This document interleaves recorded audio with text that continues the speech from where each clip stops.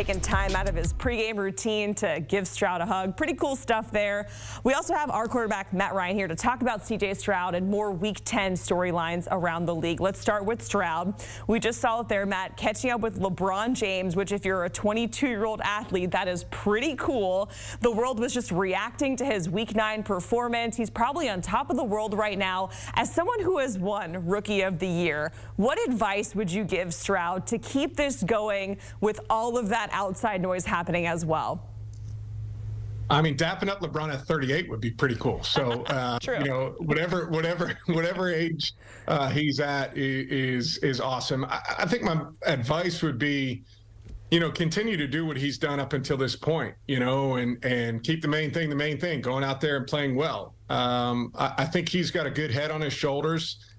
He can definitely make all the throws he can play. You know, I've got the Bucks calling the Bucks game this week, so watched his performance on Sunday as I was preparing for the Bucks defense, and he just can do it all. And I'd tell him to keep it simple. You know, keep doing what he's done up until this point. The way he prepares is good enough, and he's going to continue to learn things along the way. But he's got a good formula for it right now, so stay in that pocket.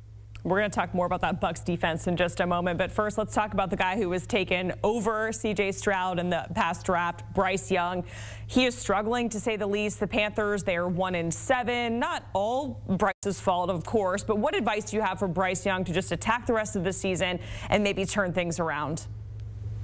Well, I just think every week as a young player, there's so much you can learn. And, you know, the results have not been there for the Panthers, you know, through the first half of the season. They need more pieces. Frankly, they need more pieces around him and to provide him with guys who can make plays for him. They need to be better in the run game. They just need to be better across the board. But I think, you know, you have to view it as you know, these are just learning experiences, and you're going to notch all of these, you know, lessons along the way so that when your time comes in a year or two or three, and they've got the roster that they want around them, you've been in all of these situations. You understand what you need to do to execute. And so that's what I would tell him. You know, just stay the course. He's got good mentorship there. You know, in Josh McCown and Frank Reich, guys that have been around for a long time that understand the growth process. And I think he's going to be just fine. I think it's going to be a hard season. There's no question about it.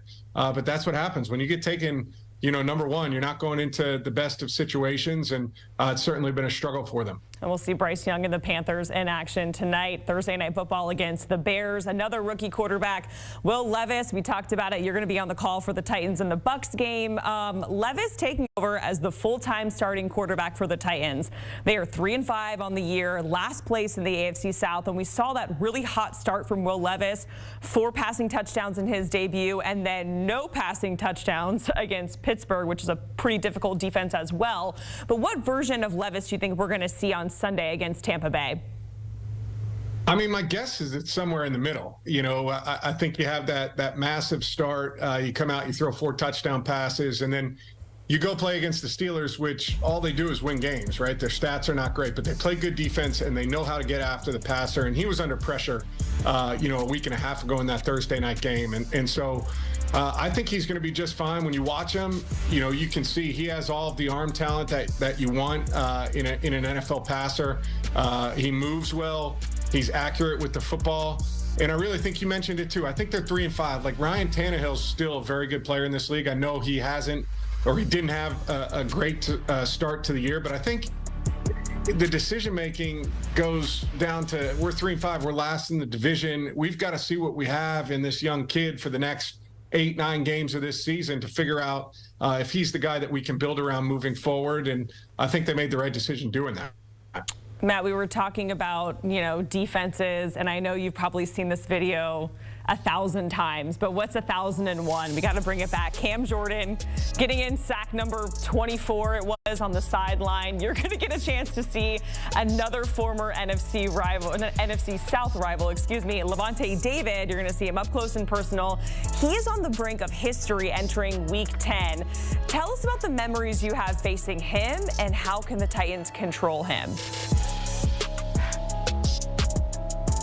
Well, I don't think you can control him. I think he's that type of player and has been for the 12 years he's been in the league. I mean, he's as good as they come at the linebacker position, has been incredibly consistent. If he ties it, he ties Ray Lewis, one of the best backers of all time. And the first time that it's happened 4 consecutive games was him in 2014. So it's a pretty amazing stat. But he's a relentless competitor. He hasn't lost a step. Usually you see guys in year 12, they're not as fast sideline to sideline, but for him, his speed is still great and can still move around the field. One of the nicest guys you'll ever meet, just soft-spoken, doesn't talk a lot of trash out there, but he's out there at all times. He's physical, can make plays, and I'm looking forward to seeing him play. I'm going to be careful going down on the sideline before the game. I don't want to get hit again. That hurt last week. I'm not going to lie to you. Cam got me. My neck was a little sore after, so it was fun. But it'll be cool to see Levante play on Sunday. Yeah, I heard you talking about that with Zach. Maybe got to call my chiropractor. But yeah, hopefully you can stay alert on the sideline. No more sacks out there while you're on the broadcast. Let's talk about Arthur Smith. He's also been making headlines, facing some pressure with the Falcons now at 4-5. He gave a very lengthy, over 5-minute response to a question as to why Bijan Robinson has just 12 red zone touches. And we're not going to play the whole thing, but we do have a snippet of it. When you haven't gotten the results you want, you should be criticized and be objective. And I thought about it being objective. So what does that mean? So you got to go look at things that didn't work. Why you did something, what your intent is. Okay, well, why is the result? So you got to look at your mistakes and your failures and say, all right, this is what our intent, what you're thinking about, or how do I objectively fix that? And that's what you got to be really honest. That's the only way you improve. You look at the red zone. We've had 28 trips. I've scored touchdowns on 14 of them, so that's half, 50%, not where you want to be. When we've been in sync, it's been pretty good. And there's been some zone reads. That's been a really good play for us, right? So play, if he hands it, going to him. Well, we pulled it, and that's been a pretty positive play for us down there. He's been at the tip of the spear at most of them. Now, the ball hasn't gone to him every time. It's not going to go to every player every time because we've got a lot of good players. So it's my job to make sure that we're better than 50%. Arthur Smith talking about how they can fix it. They have quarterback issues. The head coach decision-making has also come into question with Bijan not being utilized. What is the state of this Falcons team in your opinion, Matt? Well, I mean, they got to win some games. There's no question about that. But they're 4-5. You're like right in the mix in a NFC South that is wide open. And so, I'd expect his production to go up in the second half of the season. He's a dynamic player. There's no doubt about that. But, the thing I listened to in those comments is, he's saying he's at the tip of the spear. So that basically means he's either number one in the progression or they're trying to hand it off. But there's variables that come up inevitably through games that may take you off of that. I think the biggest thing is he's got to be on the field. And I think as they evaluate and they're objective about what they're looking at, I think you're going to see him out there more and more because he's a dynamic player. And I've always thought in critical situations, you think players over plays. And so sometimes it comes down to less scheme and just more thinking about, man, I got to find a way to get a guy a touch in space to make a play. But I think, with the division being so wide open, I don't think there's reason for panic. I know they've had issues at the quarterback position that they're trying to sort out, but there's enough talent on that team. I mean, defensively, they're very good.